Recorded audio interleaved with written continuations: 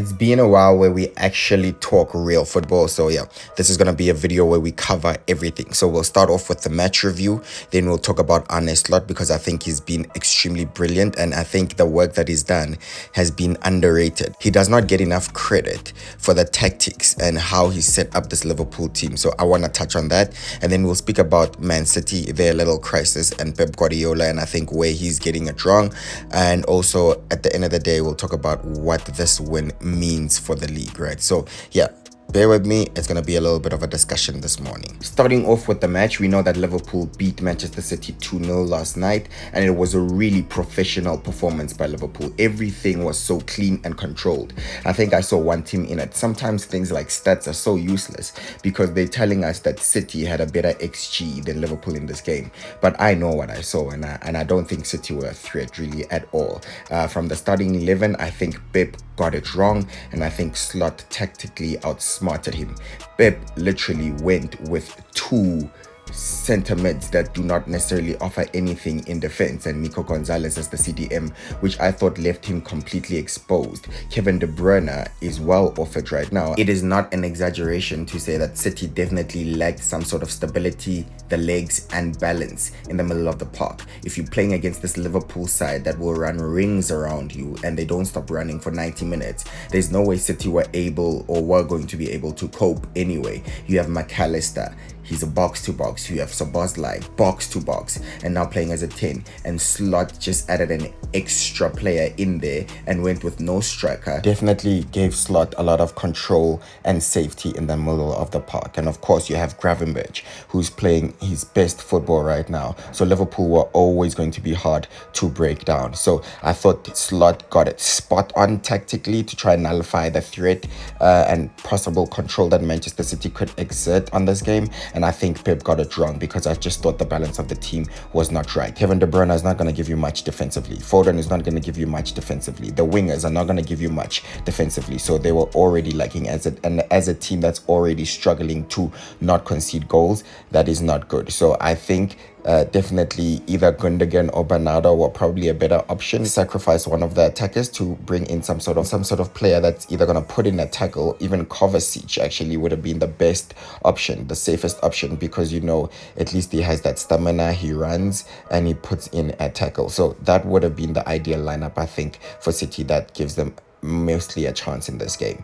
But the game kicked off and I thought Szoboszlai was man of the match. Salah was great, but I thought this was Szoboszlai's game. I think it was a masterclass from him. Salah opened the scoring with a well-worked corner routine. That's something that we haven't seen from Liverpool all game, but it just shows you that Liverpool are finding all ways to score. Like, this is a champions performance that we saw. They always find ways to win, and I just think also the mentality, not to throw a dig at Arsenal fans, but Liverpool didn't just come here for draw, even though it would have suited them and they would have been fine. They literally came here with the mentality and with the desire to actually win, lay down a marker. It almost reminded me of the time Chelsea came here at the Etihad Stadium to win. City were the defending champions, right? That Hazard 3-1 performance, Costa, Willian, because that's the mentality you have. You go to the home of the champions and you take their crown. So I thought Liverpool have done this absolutely brilliantly. This is the first time that Liverpool wins against City really since Pep Guardiola took over at the Etihad, and Slot has done it on his first attempt. He deserves flowers because Klopp didn't even win at the Etihad. He deserves his flowers for sure. And yeah, Szoboszlai also got a second. I thought Ederson was extremely funny for the second goal. He literally gave up before the ball actually went in, and he was just wrong-footed, right? So he's not like saving it anyway, but I thought he could do better. I think Ederson has been very, very poor this season, but it was a really controlled performance by Liverpool.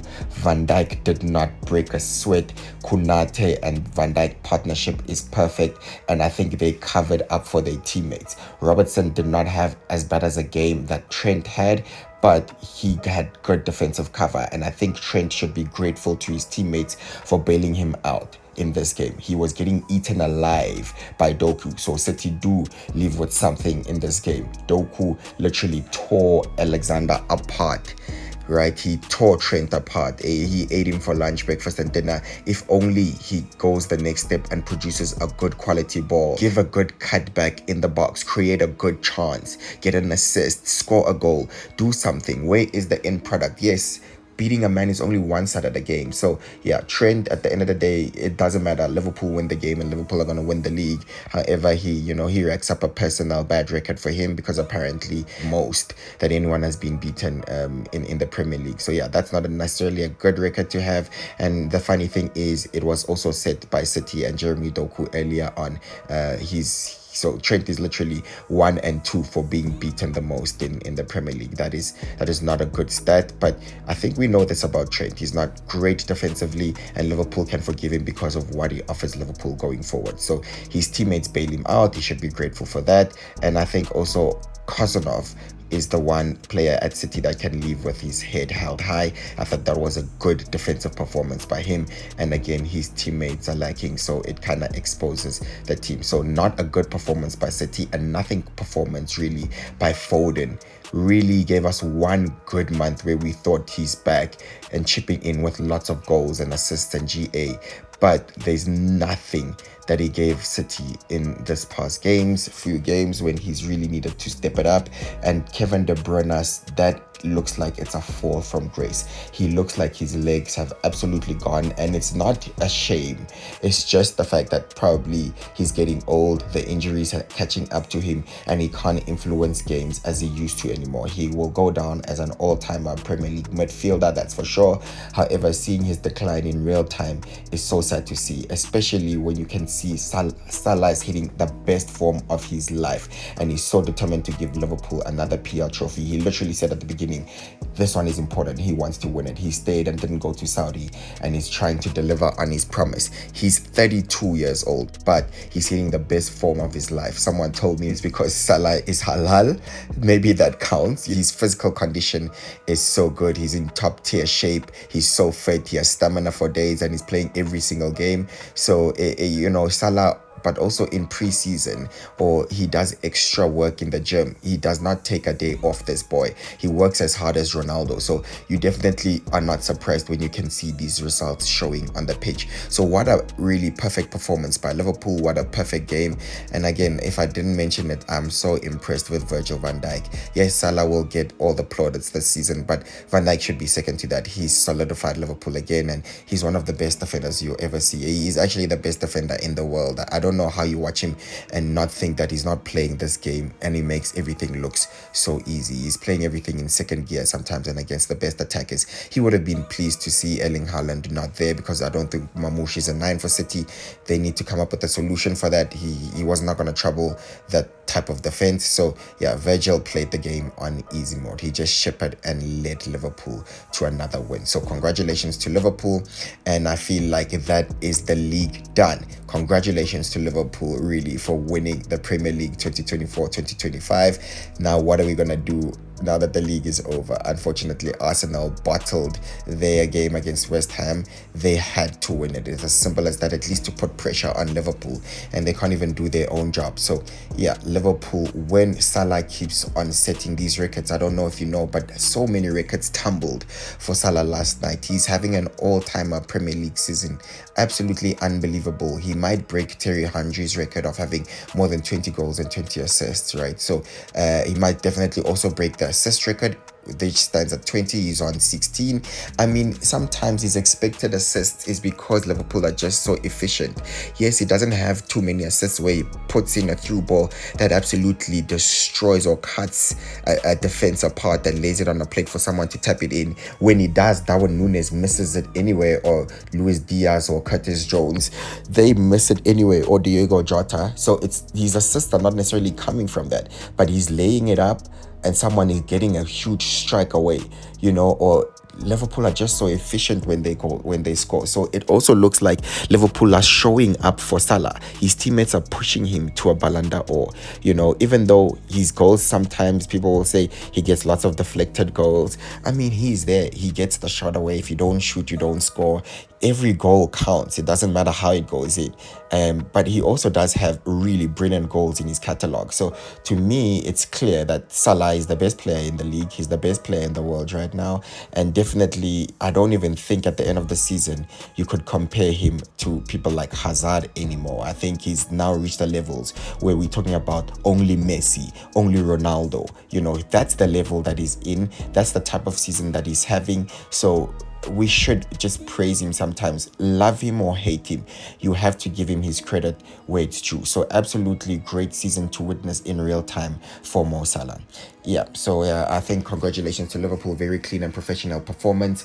Arne Slot deserves his flowers. He's leading Liverpool to a Premier League title in his first season. Remember, no one had Liverpool winning the title, and you wouldn't have been crazy. It just didn't look likely, right? So the fact that Liverpool are winning the Premier League this season just shows you how much of a job that Slot has done. He has no transfer budget. He did not buy any player besides Chiesa, who's playing with the under 21s.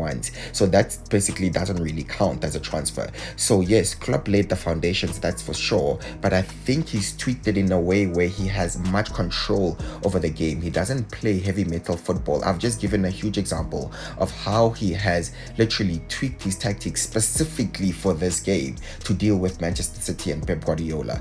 For example, going with no striker, and someone said Arsenal have no striker and Liverpool have Darwin Núñez, and we don't even know what's worse. So he's decided to go no Jota, no Darwin Núñez, and play Curtis Jones, and he's got a result. The mentality to come to the Etihad, home of the champions, and win is absolutely unbelievable. Klopp didn't even do that, right? So he didn't really beat Pep Guardiola at the Etihad. And not only has he done that, but he's done it in other games as well. Like when he went to Old Trafford, he's tweaked the tactics to play a very high pressing game because he knows Manchester United are not good on the ball and they probably panic, and they scored 3 times from the transition. That was his tactics. And everywhere in the season as well where he's went, Arsenal, he's tweaked something to get a result. I think actually in a weird way, I'm giving him a compliment, but he might have bottled an invincible season. It's a very weird compliment to give him, but losing at home to Norwich is unacceptable, especially when Liverpool are playing like this. At least get a draw, because the gold Premier League trophy would have been his. No one is beating this Liverpool side. No one is beating this Liverpool side. So Slot actually messed up an invincible season. It's a huge opportunity missed for Slot to get a golden trophy, because it's been a wonderful season and Liverpool look formidable. So it's a weird compliment, but I hope you're trying to get what I'm trying to say and where I'm coming from. So the fact that he's done this with no budget, with no extraordinary squad, he's literally transformed Ryan Gravenberch in the middle of the park as CDM. Everyone thought Liverpool does not have a CDM. Liverpool don't have a 10, but he's made that work with Szoboszlai, who's not necessarily playing as a 10, but he can give you that, right? He's literally transformed Luis Diaz, who's having his best goal scoring season on the left. He's literally transformed Cody Gakpo. Come on, he deserves his flowers, and his flowers alone. Not, yes, Klopp laid the foundation, yes, but he has literally transformed Liverpool, and now he's literally turned Salah to be the best player in the world. Klopp got close, but I think he's just turned him into a completely different beast, and he's literally restored Liverpool's safety net with the partnership of Konate and Virgil van Dijk. Remember, Robertson's legs are aging. He's not that good defensively anymore, and we know Trent is not good defensively. Trent has given you a good season in attack like he always does, but the fact that he's been able to cover their mistakes, that is a sign of a very good coach. So yeah, that is my take on Arne Slot. For Pep Guardiola, he's got his lineup wrong today, and I think it's becoming a regular occurrence. He's feeling the pressure. I think a lot of City fans have been calling his lineup when he's played in the Champions League or when he's lost big games. He has an aging team. Yes, lots of players are 30 plus. Bernardo Silva, Kevin De Bruyne, Gundogan, Ederson, Nathan Ake. So many players look like they're aging, and he's went to the transfer market to try fix that, but he's got his lineup wrong because of the pressure. City haven't been doing well. Players are calling for Gundogan to be dropped, Bernardo Silva to be dropped. He drops them, plays someone else in response, and it does not look like he has the balance of the team team. So Bernardo Silva does not necessarily give you loads of goals and assists, yes, but he gives you a huge control over the ball. He literally passes the ball when he wants. He's not shy, he's brave. Even when City are losing, he will show up for the ball. He will collect it, he'll call for it. He will give you a 10 out of 10 running performance, cover the field, be everywhere, have stamina. You're not going to get that from Kevin De Bruyne. You're not going to get that from Phil Foden. You're not going to get that from Gundogan. Gundogan just gives you control over a passing game. Without him, you lose that measure, right? So Kovacic at least gives you some sort of defensive run around that if you don't have it on the pitch, especially when you're playing against the Liverpool team, where are you going to get it? So Pep felt the pressure where City won 4-0 and everyone was like, this is the lineup, go to Madrid with it to try, at least recover a first leg defeat. He went with Bernardo Silva again. He got slack for it, and now he's dropped both Gundogan and Silva, and I don't think that was the correct decision. At least, like I said, bring on Kovacic. So he's feeling the pressure. City are entitled to an off-season, don't get me wrong. We are truly in a City pool era. City winning, the last 6 of the 7 Premier Leagues, Liverpool winning the one, and now it looks like Liverpool are winning the other. However, City are entitled, yes, to an off-season. They're not going to win and perform at their peak every single season. Maybe the amount of games they just catch up. The standards have been ridiculously high. They're allowed an off-season, so we're not shaming that. We also know that Pep has gone through a personal, battle in his life with his divorce, so everything is not going smooth for Pep at home, and that could also translate with his performances in football. But City has showed faith with him. I don't think he should be sacked at all. Pep Guardiola, if anything, should decide when he wants to walk away, simply for how much he's given to City. So many Premier Leagues. He literally said himself, 100 points, never been done. Even Liverpool, as good as they are right now, they can't do 100 points. 4 in a row. He's very confident that no one will beat it. No one has ever done it before. He's given City the treble. So we praise him for that. However, it's okay to admit when City have not been doing well and when Pep Guardiola has not been doing well himself as well. So it's okay to be criticized. I think City at least are losing games where they're not showing up, they're not even showing a fight, and that's the most disappointing thing. I think City should be at least performing better, show up for a fight. Liverpool were not troubled, Real Madrid were not troubled really, especially in the second leg. So I'd rather City go for it and then get really hit on the counter, as long as you're showing up for a fight. There is a way to always lose, like I said, like Man United. I didn't like how they were always losing with Ten Hag or even with Emran, sometimes not showing up for a fight. Lose the game, but at least have some spirit, have some character. And City don't have that right now, which I'm very critical of. I don't recognize the City side. But again, for City, just focus on top 4 and maybe try win the FA Cup and try start again clean for a new competition with the Club World Cup, where maybe you can exert some sort of pride and salvage the season later on in June. So yeah, poor performance by City. What does this mean for the Premier League? It's obviously the league done. Liverpool even have 7 of their last 11 games at Anfield.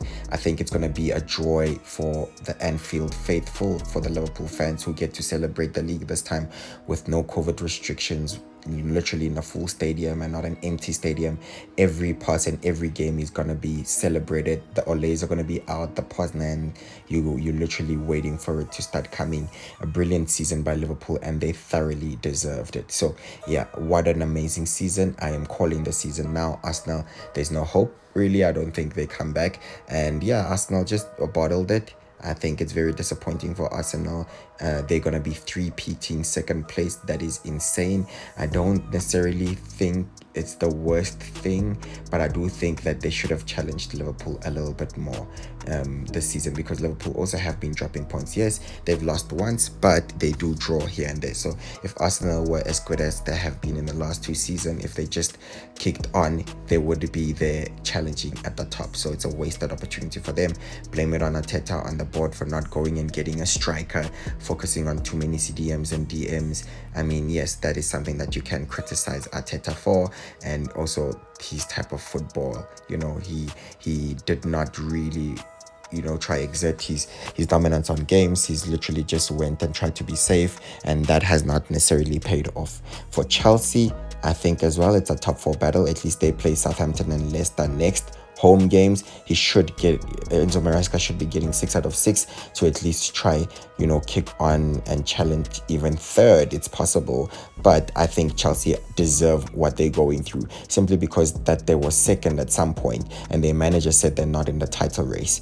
That is a lack of ambition. They kept on repeating it so much that they started to believe it, and it manifested on the field. Then they dropped very badly from literally being within touching distance of Liverpool to not even being, now favorites for a top 4 race. However, they should get 6 out of 6 and get in it. Even when, they lost a few games and dropped out of top 4, he lacked ambition and said that the project or the objective that the board has set with him is that he does not have to make top 4 this season. It has to be next season. Excuse me, what? Because Chelsea have literally spent over £1 billion. Top 4 should be a minimum. So that lacks ambition, and I don't think it's realistic. So now I think maybe he's just trying to play without pressure. We understand, but I think then they're deserving the losses that they have because they don't want it anyway, because that's what it seems like. So Newcastle, Aston Villa, I think it's so tight in the league that even Brighton are technically 4 points from 4th. So from 2nd until 8th, it looks like people are in a top 4 race. Okay, maybe it's a little bit unfair on Arsenal, maybe from 3rd, right? So from Forest, City, Newcastle, Bournemouth, Chelsea, all the way to Brighton, Aston Villa, they are in a top 4 race. What an interesting Premier League season. And I think I've already talked a lot. So thank you everyone for watching my video. If you've watched until now, then you're a real one. You can let me know what you think. I read your comments. Please subscribe and I'll see you on the next one. Congratulations Liverpool for winning the Premier League title 2024-2025. Well deserved. Thank you. Bye-bye.